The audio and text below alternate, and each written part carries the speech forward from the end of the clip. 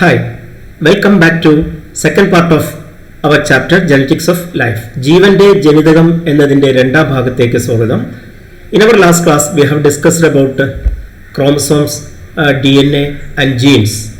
ഇവയെക്കുറിച്ചാണ് നമ്മൾ പറഞ്ഞിട്ടുള്ളത്. നമുക്കറിയാം ജീൻ എന്ന് പറയുന്നത് എങ്ങനെയാണ് പ്രവർത്തിക്കുക? പ്രോട്ടീൻ നിർമ്മിച്ചുകൊണ്ടാണ്. So the action of gene through protein synthesis. അതിനുവേണ്ടിയാണ് ഡി എൻ എയിൽ ജീനുകളുള്ളത്. പക്ഷേ D N A does not participate directly in protein synthesis. Protein നിർമ്മിക്കാനുള്ള ജീൻ എന്ന മെസ്സേജസ് അല്ലെങ്കിൽ സന്ദേശങ്ങൾ അത് റൈബോസോമുകളിലേക്ക് എത്തിച്ച് അവിടെയാണ് പ്രോട്ടീൻ സിന്തസൈസ് ചെയ്യപ്പെടുന്നത്. D N A does not participate directly in protein synthesis. ചില ആർ എൻ എകളാണ് അതിൽ ഹെൽപ്പ് ചെയ്യുന്നത്. M R N A, T R N A, R R N A പോലുള്ള ആർ എൻ എകളാണ് ഈ പ്രോട്ടീൻ സിന്തസിസിൽ പങ്കെടുക്കുന്നത്. എന്താണ് R N A? Like D N A, it is a nucleic acid, ribonucleic acid R N A. അത് ശരിക്കും പറഞ്ഞാൽ ഒരു സിംഗിൾ സ്ട്രാൻഡഡ് ഒറ്റയിടെയുള്ള ന്യൂക്ലിയോടൈഡ്സ് കൊണ്ട് നിർമ്മിതമായ ഒരു മോളിക്യൂൾ തന്നെയാണ്. പക്ഷെ ചെറിയൊരു ഡിഫറൻസ് ഉണ്ട്. ഇപ്പോൾ അവിടെയുള്ള ഷുഗർ ഡി എൻ എയിലെ പോലെ ഡി ഓക്സി റൈബോസ് അല്ല, പകരം റൈബോസ് ഷുഗറാണ്. ഓക്സിജൻ കുറവില്ലാത്ത സാച്ചുറേറ്റഡ് ആയിട്ടുള്ള 5 കാർബൺ ഷുഗറാണ്. പിന്നെ ഫോസ്ഫേറ്റ് അതിനെ ബൈൻഡ് ചെയ്യാനുണ്ട്. പിന്നെ അഡിനിൻ, യുറാസിൽ, സൈറ്റോസിൻ, ഗോനിൻ എന്നീ 4 നൈട്രജൻ ബേസുകളാണ് ഉള്ളത്. ഇവിടെ ശ്രദ്ധിക്കുക, ഡി എൻ എയിൽ തൈമിൻ ഉണ്ടായിരുന്നു, അതിന് പകരം ഇവിടെ instead of thymine here uracil. ഇവയൊന്ന് കമ്പയർ ചെയ്താൽ ഡി എൻ എ നമ്മൾ ഓൾറെഡി പഠിച്ചിട്ടുള്ളതാണ്, ഡബിൾ സ്ട്രാൻഡഡ് ആണ്. പക്ഷേ most of the R N A are single stranded. അതുപോലെ ഷുഗർ ഇവിടെ ആർ എൻ എയിൽ റൈബോസ് ഷുഗറാണ്, ഇവിടെ ഡി ഓക്സി റൈബോസ്.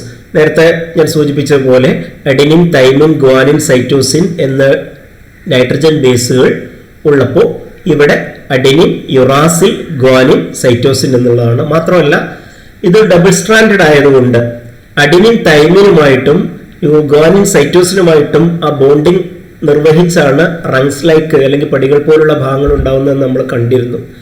ഇവിടെ പക്ഷേ അങ്ങനെ പടികളില്ല. എന്ന് വെച്ചാൽ ജോഡിയായിട്ടല്ല അഡിനിൻ, യുറാസിൽ, ഗ്വാനിൻ, സൈറ്റോസിൻ എന്നിവ ഉള്ളത്. ഈ ഡി എൻ എയുടെ ഫംഗ്ഷൻ ആയിട്ടുള്ള പ്രോട്ടീൻ സിന്തസിസിൽ ആർ എൻ എ എങ്ങനെ പങ്കെടുക്കുന്നു നോക്കാം. പ്രോട്ടീൻ സിന്തസിസിന് 2 സ്റ്റേജ് ഉണ്ട്, ട്രാൻസ്ക്രിപ്ഷൻ ആൻഡ് ട്രാൻസ്ലേഷൻ. അപ്പോൾ ട്രാൻസ്ക്രിപ്ഷനിൽ M R N A form ചെയ്യുന്നു, മറ്റതിൽ ട്രാൻസ്ലേഷനിൽ അമിനോ ആസിഡ് കൂട്ടിച്ചേർത്ത് പ്രോട്ടീൻ ഉണ്ടാക്കുന്ന പ്രവർത്തനം. ട്രാൻസ്ക്രിപ്ഷൻ നടക്കുന്നത് ന്യൂക്ലിയസിൻ്റെ അകത്ത് വെച്ചാണ്, എന്നാൽ റൈബോസോമിൽ വെച്ചാണ്. അതായത് ന്യൂക്ലിയസിന് പുറത്തുള്ള സൈറ്റോപ്ലാസത്തിലെ കോശദ്രവ്യത്തിലെ റൈബോസോമുകൾ എന്ന സെൽ ഓർഗനൽ കോശാംഗം ആണ് ഈ പ്രവർത്തനം നിർവഹിക്കുന്നത്. ഇവിടെ ചില ആർ എൻ എകൾ നിങ്ങൾക്ക് കാണാം. നമുക്ക് ഓരോ സ്റ്റെപ്പും വിശദമായിട്ടും നോക്കാം. ഈ സ്റ്റേജ് ട്രാൻസ്ക്രിപ്ഷൻ എന്ന സ്റ്റേജിൽ നേരത്തെ പറഞ്ഞ പോലെ ഡി എൻ എയുടെ ന്യൂക്ലിയോടൈഡ് ശ്രേണിയിൽ നിന്നും ന്യൂക്ലിയോടൈഡ് സീക്വൻസിൽ നിന്നും എൻസൈംസിന്റെ സഹായത്തോടെയാണ് M R N A form ചെയ്യുന്നത്. അവിടെയുള്ള ആ ഒരു പാർട്ടിന്റെ ആ ശ്രേണിയുടെ ആ ന്യൂക്ലിയോടൈഡ് സീക്വൻസിന്റെ ആ ജീനിന്റെ പകർപ്പാണ് ഇങ്ങനെ എം ആർ എൻ എ രൂപത്തിൽ ഫോം ചെയ്യുന്നത്. അത് പുറത്ത് കടന്ന് പിന്നീട് ട്രാൻസ്ലേഷന് വേണ്ടി ഇവിടേക്ക് എത്തുകയാണ്. ഈ എം ആർ എൻ എ റൈബോസോമിൽ അറ്റാച്ച് ചെയ്യുന്നു. അവിടെ അതിനനുസരിച്ച് ടി ആർ എൻ എ അഥവാ ട്രാൻസ്ഫർ ആർ എൻ എകൾ അവ യോജിച്ച അമിനോ ആസിഡുകളെ ഇതിലേക്ക് എത്തിക്കുന്നു. ഇതിൻ്റെ ഉള്ളിൽ തന്നെ റൈബോസോമൽ ആർ എൻ എകളുണ്ട്. റൈബോസോമിനുള്ളിൽ with the help of these R R N S proteins are formed by the binding of amino acids. ഈ പ്രവർത്തനത്തിൽ ഇപ്പോൾ നമ്മൾ ഒരു മെസ്സഞ്ചർ ആർ എൻ എ കണ്ടു, എം ആർ എൻ എ. അതുപോലെ ഒരു T R N A transfer R N A, amino ആസിഡിനെ കൊണ്ടുവരുന്ന ട്രാൻസ്ഫർ ആർ എൻ എ കണ്ടു. റൈബോസോമിനകത്തെ റൈബോസോമൽ ആർ എൻ എ കണ്ടു. അവരുടെയൊക്കെ ഫംഗ്ഷൻ ഇവിടെ പ്രത്യേകം കൊടുത്തിട്ടുണ്ട്. M R N A carries messages for protein synthesis from D N A to the ribosome. അങ്ങനെ ഡി എൻ എയിൽ നിന്ന് റൈബോസോമിലേക്ക് പ്രോട്ടീൻ നിർമ്മാണത്തിനുള്ള മെസ്സേജാണ് അവർ കൊണ്ടുവരുന്നത്. ടി ആർ എൻ എ ആവട്ടെ ആ മെസ്സേജ് അനുസരിച്ചുള്ള അമിനോ ആസിഡിനെ, സ്പെസിഫിക് അമിനോ ആസിഡിനെ റൈബോസോമിലേക്ക് ക്യാരി ചെയ്യുന്നു, ട്രാൻസ്ഫർ ചെയ്യുന്നു. പിന്നെ ആർ ആർ എൻ എയുടെ സഹായത്തോടു കൂടിയാണ് റൈബോസോം അതിനെ പ്രോട്ടീനാക്കി മാറ്റുന്നത്. അവയെ കൂട്ടിച്ചേർത്ത് അമിനോ ആസിഡിനെ കൂട്ടിച്ചേർത്ത് അവിടെയാണ് ഇവിടെ പറഞ്ഞിരിക്കുന്നത് ബോണ്ട് ബിറ്റ്വീൻ അമിനോ ആസിഡ്സ്. ഇങ്ങനെ ഉണ്ടാകുന്ന ഈ പ്രോട്ടീനുകളാണ് നമ്മുടെ സ്വഭാവ സവിശേഷതകൾ നിശ്ചയിക്കുന്നതെന്ന് നമുക്കറിയാം.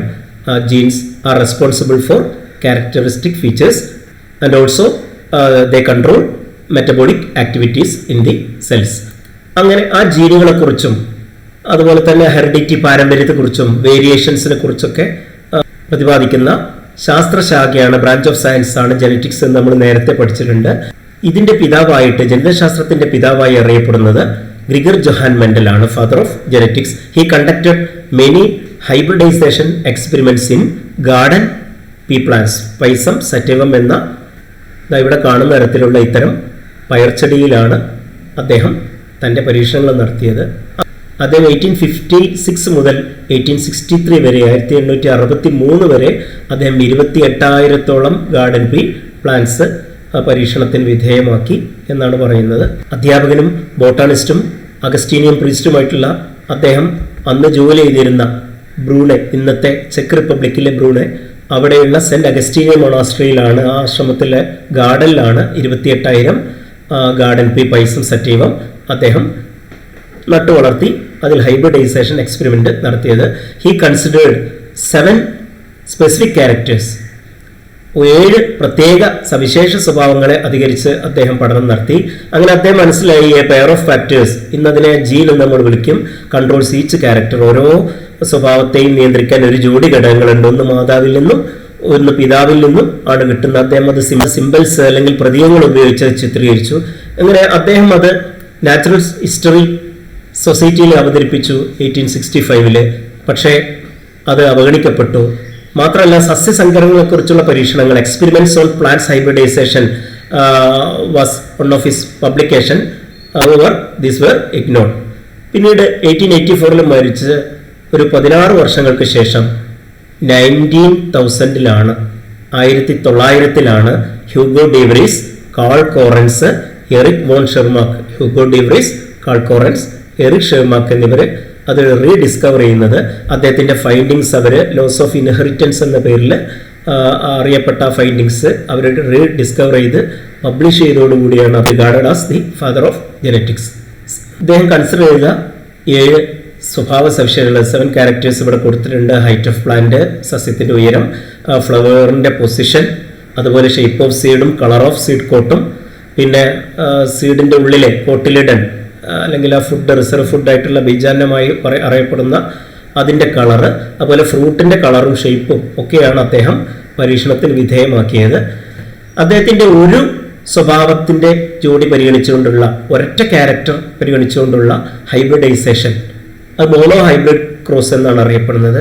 2 സ്വഭാവങ്ങളുടെ 2 ക്യാരക്ടേഴ്സിന്റെ കോൺട്രാസ്റ്റിംഗ് ട്രേറ്റ്സ്, വിരുദ്ധ സ്വഭാവങ്ങൾ അല്ലെങ്കിൽ വിപരീത ഗുണങ്ങൾ പരിഗണിച്ചുള്ള പരീക്ഷണത്തിന് ഡൈ ഹൈബ്രിഡ് ക്രോസ് എന്നാണ് പറയുന്നത്.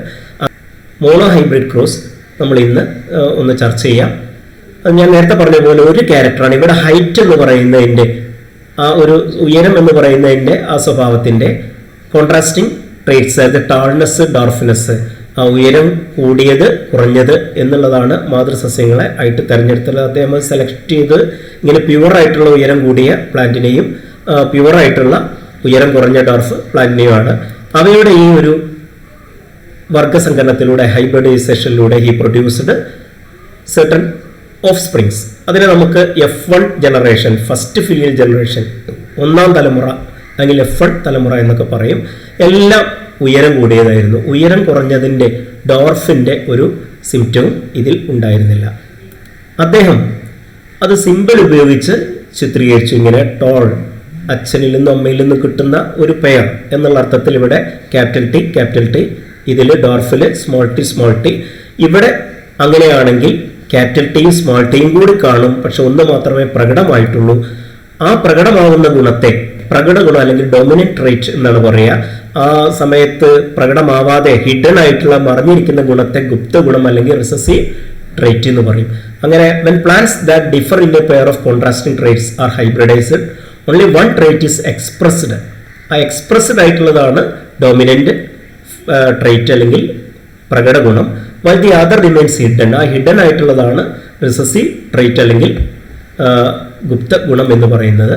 അങ്ങനെ ഈ ഉയരം കുറഞ്ഞ ഗുണം കിട്ടാൻ വേണ്ടിയാണ് അദ്ദേഹം എന്ത് ചെയ്തത്, ആ F1 ജനറേഷനെ സ്വപരാഗണം നടത്തി, സെൽഫ് പോളിനേഷൻ നടത്തി. ഇവിടെ നമുക്കത് കാണാൻ നേരത്തെ നടത്തിയ ആ ഒരു ഫസ്റ്റ് ജനറേഷൻ ഉണ്ടായ പ്രവർത്തനം നമ്മൾ കണ്ടു. അത് തികച്ചും ഒരു ക്രോസ് തന്നെയായിരുന്നു, ഹൈബ്രിഡൈസേഷൻ ആയിരുന്നു. ഇനി ഇവിടെ ഇവയുടെ തന്നെ സെൽഫ് പോളിനേഷനാണ്, സ്വപരാഗണമാണ്. അതായത് ഇവിടെ ഗാമീറ്റ്സ് ആണും പെണ്ണും ഇതിൽ തന്നെയാണ് ഉള്ളത്.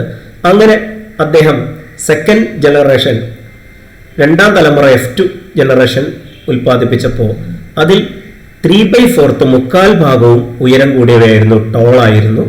ഒരു 1/4 കാൽ ഭാഗം ഉയരം കുറഞ്ഞതായിട്ട് കിട്ടി. അപ്പൊ ഇവിടെ നേരത്തെ ഇവിടെ പ്രത്യക്ഷപ്പെടാത്തത് ഈ സെക്കൻഡ് ജനറേഷനിൽ കിട്ടി. പക്ഷേ ഈ റേഷ്യോ നോക്കൂ നിങ്ങൾ, 3:1 ആണ്.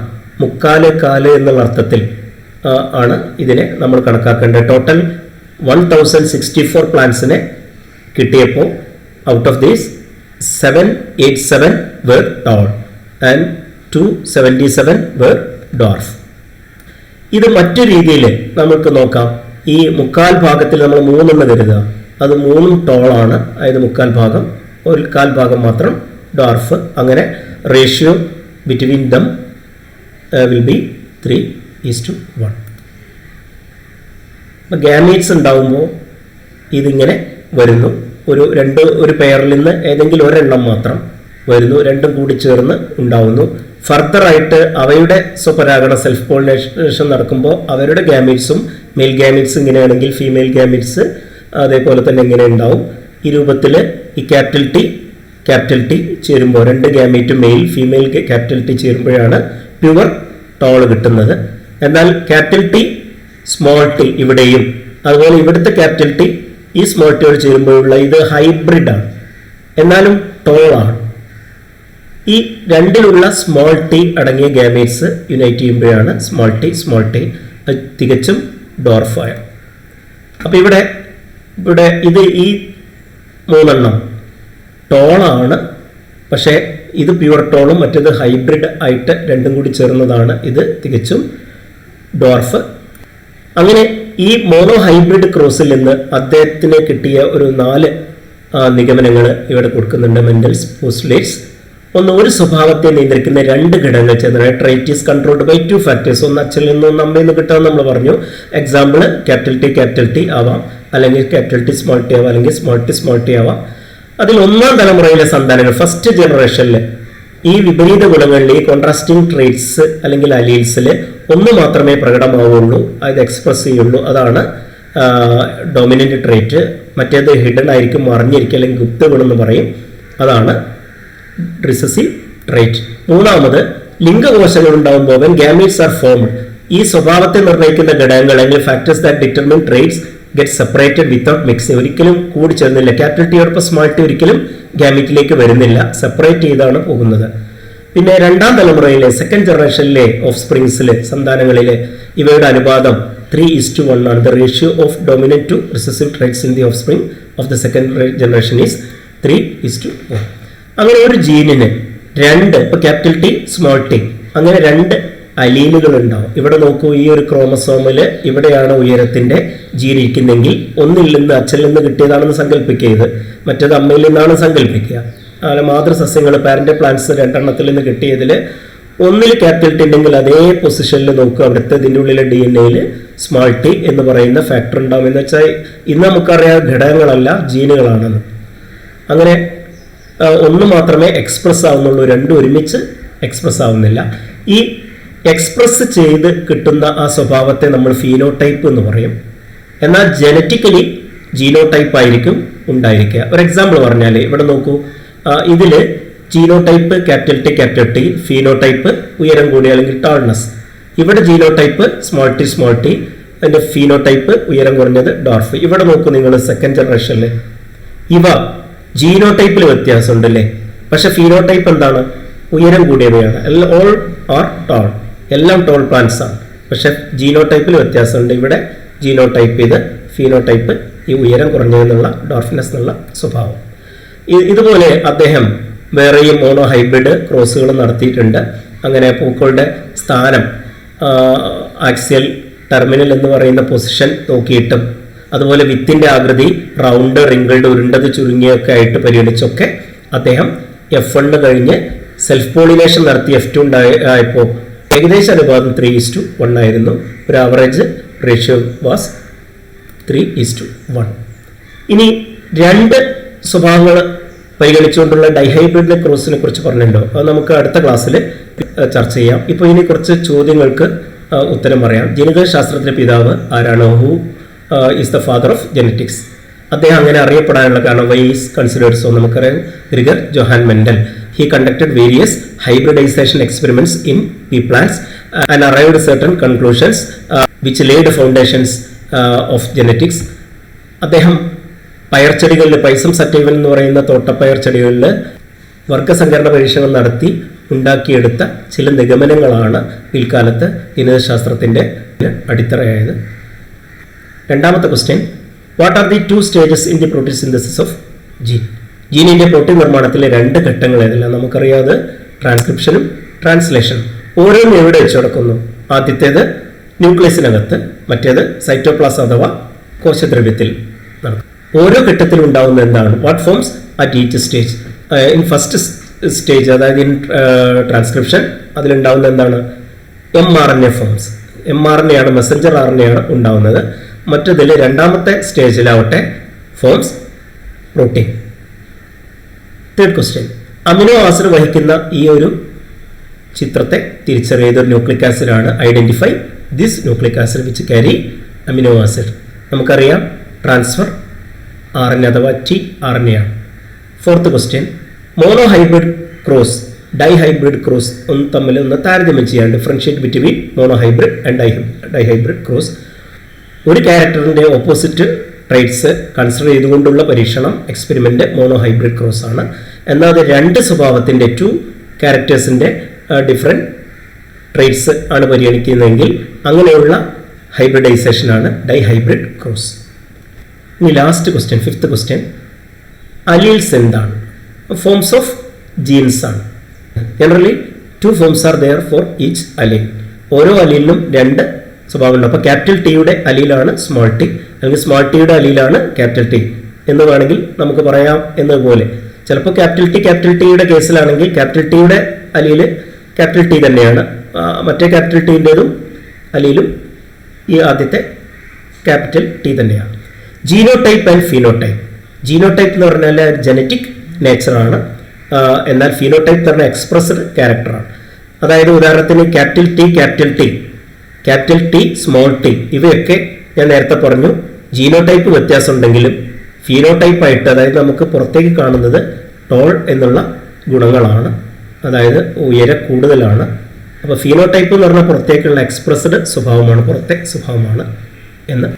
Okay, thank you.